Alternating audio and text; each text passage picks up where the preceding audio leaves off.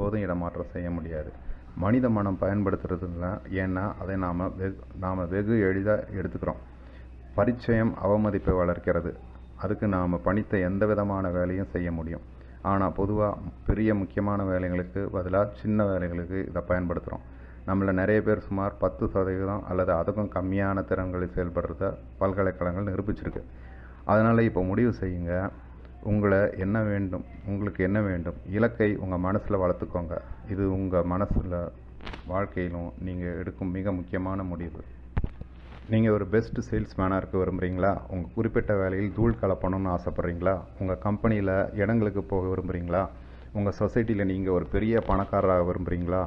நீங்கள் செய்ய வேண்டியதில் எந்த விஷயத்தையும் உங்கள் மனசில் விதைக்கிறது தான். அதை பராமரித்து உங்கள் இலக்கை பார்த்து சீராக செயல்படுங்க.